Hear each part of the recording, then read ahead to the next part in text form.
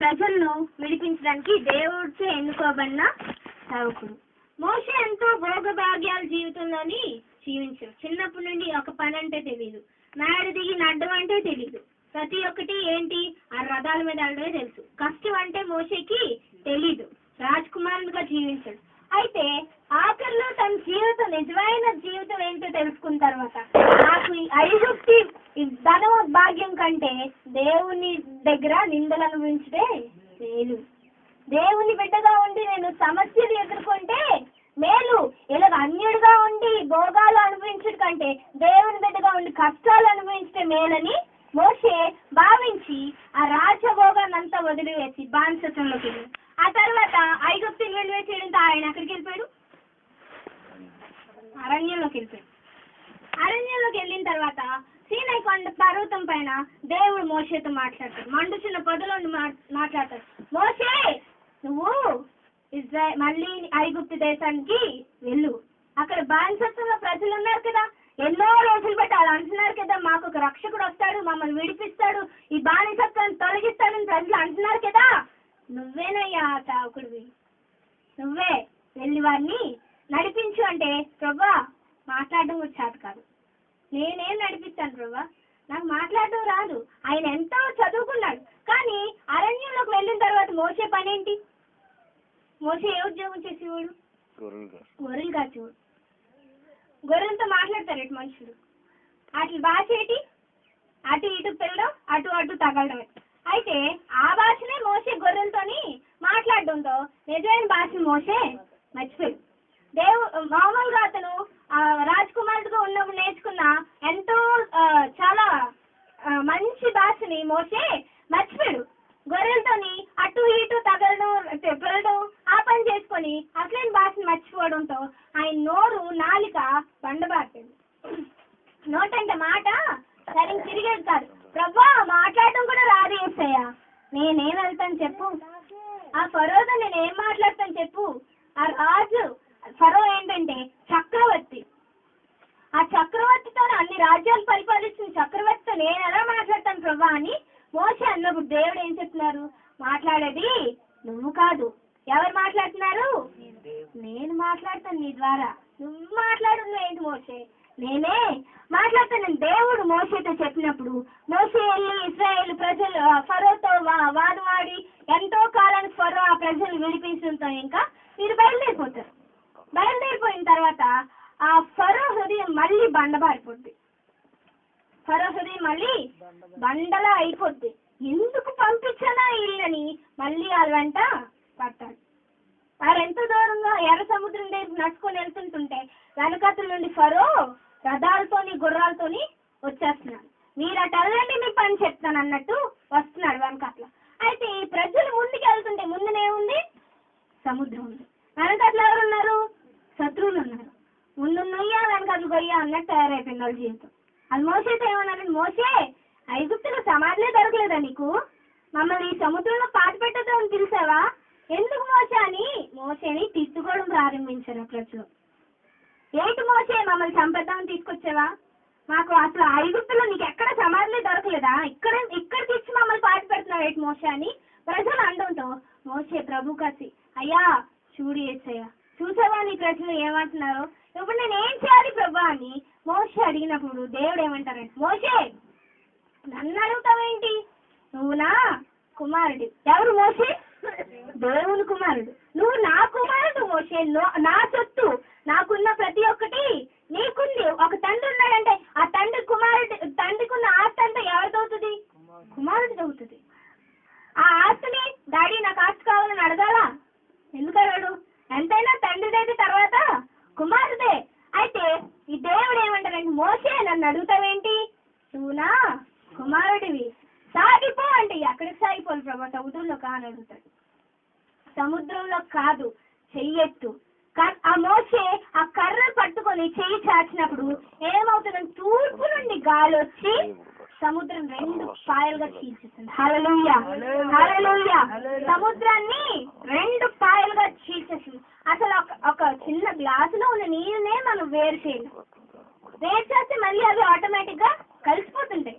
ఆ ఎర్ర సముద్రం అనేది ఎంత ఎత్తులో ఉంది, ఎంత ఎక్కువ నీరు ఉంటది. దేవుడు తూర్పు గాలి పంపించి రెండుగా గాలుగా నిలబెట్టేశాడు ఒకేసారి. అయితే దీని మీద ఒక బైబిల్ కాలేజ్ స్టూడెంట్ ఏంటంటే బైబిల్ కాలేజ్లో చక్కగా చదివి జ్ఞానం ఎక్కువైపోయి బైబిల్ కాలేజ్ అయినాక బయటకు వస్తున్నారు. అయితే ఒక చిన్న పాప సండే స్కూల్ అమ్మాయి చర్చ్ ఎదురుగా కూర్చొని ప్రభువా స్తోత్రం, యేసయ్యా స్తోత్రం, గొప్ప కార్యాలు చేసావా దేవా స్తోత్రం అని ఈ అమ్మాయి దేవుని స్తుతిస్తుంది. అయితే ఆ బైబిల్ కాలేజ్ స్టూడెంట్ వచ్చి పాప నువ్వు ఎందుకు ఇంత సంతోషంగా ఉన్నావు, ఏంటి దేవుని స్తుతిస్తున్నావు అంటే, అన్నయ్య దేవుడు ఎంత మంచి దేవుడు చూసావా అన్నయ్య, ఆ ఎర్ర సముద్రం 2 పాయలుగా చేసాడు అన్నయ్య, దేవుడు ఎంత మంచి దేవుడు కదా, ఎంత బలమైన దేవుడు కదా అని ఆ అమ్మాయి చెప్తుంటే ఈ బైబిల్ కాలేజ్ చదివి జ్ఞానం ఎక్కువైపోయి బైబిల్ కాలేజ్ స్టూడెంట్ ఏమంటాడంటే, నువ్వు మురిసిపోకమ్మా, అలాంటిది ఏం లేదు, ఎర్ర సముద్రం ముడుకు వరకే ఎత్తు, ఇంకెంత లేదు, దాంట్లో నడుచుకుని వెళ్ళిపోయామ్మా అంటే ఈ అమ్మాయి సైలెంట్ అయిపోతే అతను మళ్ళీ వెళ్ళిపోతే మళ్ళీ ఈ అమ్మాయి ప్రభా స్తోత్రం అని స్తుతిస్తుంది. మళ్ళీ అనుకోవచ్చు నీకు ముందే చెప్పాను కదా, అదేం లేవని చెప్పాను కదా, మళ్ళీ స్తుతిస్తున్నావు ఏంటంటే, అన్నయ్య నువ్వు చెప్పింది కూడా నిజమైన అన్నయ్య, ఆ ముడుకు వరకు ఉన్న ఎత్తులోనే దేవుడు ఫరో సైన్యాన్ని ముంచేశాడు. హల్లెలూయా హల్లెలూయా. ఈ అమ్మాయి ఏమన్నది, సముద్రం దేవుడు చీల్చాడంటే సముద్రం దేవుడు చీల్చలా, ముడుకు వరకు అది ఎత్తులో ఉంది, నడుచుకుని వెళ్ళిపోయారు అన్నారు. సరే ఆ ముడుకు వరకు ఎత్తులో ఉన్న సముద్రంలోనే దేవుడు నా బలమైన దేవుడు ఫరో సైన్యాన్ని ముంచేశాడని ఆ అమ్మాయి స్తుతించినప్పుడు నోటంటే మాట రాక తిన్నా నడుచుకొని వెళ్ళిపోయాడు. హల్లెలూయా హల్లెలూయా. మన దేవుడు శక్తి గల దేవుడు, సర్వశక్తుడైన దేవుడు, సామాన్యమైన దేవుడు కాదు. మన దేవుడు అసమాన్యమైన దేవుడు, అసమాన్యమైన కార్యాలు చేయగల దేవుడు. అయితే ఈ ఎర్ర సముద్రం ఎదురుగా ఉన్నప్పుడు దేవుడు తూర్పుగా అది పంపించి 2 గోడలుగా నిలబెట్టేసాడు సముద్రాన్ని. నిలబెట్టేస్తే ఇప్పుడు మనకు వర్షం పడింది, రోడ్డు సిమెంట్ రోడ్డు అయినా అది ఎలా ఉంటుంది, తడిగా ఉంటుంది, నడిస్తే బురదగా ఉంటుంది. అయితే సముద్రం కింద ఉన్న మట్టిని దేవుడు వేడి గాలిని పంపి మట్టిని ఆరబెట్టారు ఒకసారి. హల్లెలూయా.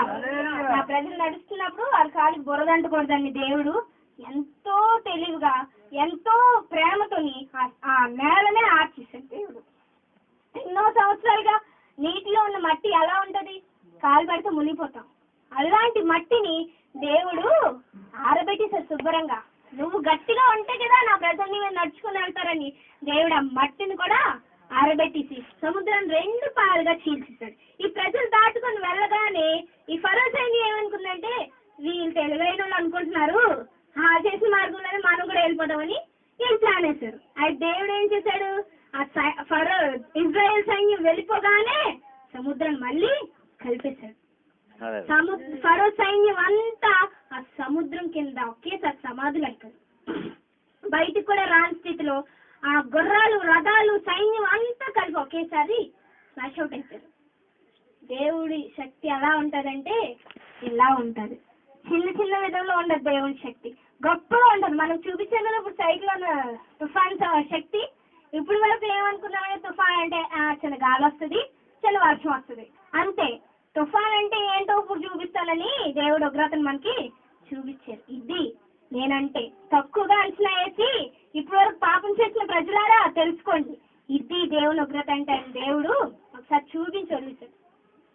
ఒక చిన్న కుర్రాడు వాళ్ళ డాడీతో అన్నారంట, డాడీ విశాఖపట్నాన్ని ఎస్కోటాన్ని శ్రీకాకుళాన్ని దేవుడు స్మార్ట్ చేసేసాడు డాడీ అన్నారు. స్మార్ట్ చేస్తాడు అంటావేంటన్నా, శుభ్రంగా వాషౌట్ అయిపోయింది అంతా సైక్లోన్ వచ్చి అంటే, అవునండి అందుకే చెప్తున్నాను, దేవుడు విశాఖపట్నాన్ని శ్రీకాకుళాన్ని విజయనగరం జిల్లాని అంతటిని స్మార్ట్ గా చేస్తాడు, క్లీన్ గా చేస్తాడంటే ఏంటన్నా అలాగంటామంటే, ఇప్పుడు మనం హెయిర్ కట్కి వెళ్తాం కదా డాడీ, జుట్టు అంతా కత్తిరించాడు మన హెయిర్ స్మార్ట్ చేస్తాడు కదా, అలాగే చెట్టు హెయిర్ అంతా కట్ చేసి దేవుడు స్మార్ట్ చేస్తాడు అన్నాడు. హల్లెలూయా హల్లెలూయా. దేవుడు నేర్పిస్తున్నారు, ఇది నా ఉగ్రత అని నేర్పిస్తున్నాడు. ఇప్పుడు వరకు వచ్చిన తుఫాన్లన్నిటికీ తాతగారి తుఫాన్ని ఒకసారి పంపించి అంతా చూపించాడు దేవుడు. ఇంకా ఇది ఏంటంటే దేవుని బిడ్డలు దయించలు ప్రార్థనల వల్ల ఇది కూడా తగ్గింది.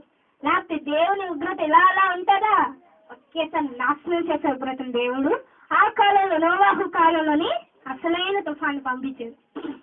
అసలైన అది కొండపోత వర్షం పడి 40 రాత్రులు 40 పగళ్ళు వర్షానికి భూమంతా సముద్రం అయిపోయింది. ఎక్కడ లేకుండా నీటితో నిండిపోయింది. అప్పుడు చూపించిన ఉగ్రత అదొకటి. తర్వాత లోతు కాలంలో దేవుడు రెండో ఉగ్రతని చూపించారు. నోవా కాలంలో ఏంటంటే నీటితో చూపించారు. లోతు కాలంలో దేంతో చూపించారు? అగ్నితో చూపించారు. శుభ్రంగా సోదం గుమ్మర పట్టణాన్ని అంతటిని నాశనం చేసి పడేశారు. వెనక్కి చూసిన లోతు భార్యని ఉప్పు స్తంభంగా మార్చేశారు. దేవుడి మాటను జవదాటే ఏం జరుగుతుంది? ఉప్పు స్తంభాలు వేశారు. దేవుడు ఏం చెప్పారు? మరీ దేవదూతలు పంపించి, అమ్మ వెనక్కి చూడొద్దు, వెనక్కి చూడకంటే ముందుకే సాగిపోండి, ఇంకెట్టు చూడొద్దు అంటే బయలుదేరే ముందుకు లోతు భార్య అనే ఉంటుంది. నా బంగారం నా వస్తువులు అంటే నువ్వు అవేమనుకు పదా అని దేవదూతలు తీసుకుని వెళ్ళుంటాయి. కానీ ఆ దూరం వెళ్ళిపోయాక మళ్ళీ ఆవిడికి బంగారం మీద మనసు అయింది. అమ్మో నా వస్తువులు, అమ్మో నేను కష్టపడి సంపాదించిన నా ఆస్తి అని ఒక్కసారి వెనక్కి చూసినప్పుడు దేవుడు ఏం చేస్తారు? ఉప్పు స్తంభంగా మారిపోయింది. ఇంక మరి ముందు కూడా నడిచే అవకాశం లేకుండా దేవుడు ఉగ్రతను చూపించారు. అది మన దేవుడు అంటే. వినయం విధేయత చూపించిన ప్రతి ఒక్కరిని దేవుడు ఎంతగా దీవిస్తారో అవిధేయత చూపించిన ప్రజల్ని ఉగ్రతతో నాశనం చేయడానికి కూడా వెనకాడలేదు మన దేవుడు. హల్లెలూయా, హల్లెలూయా.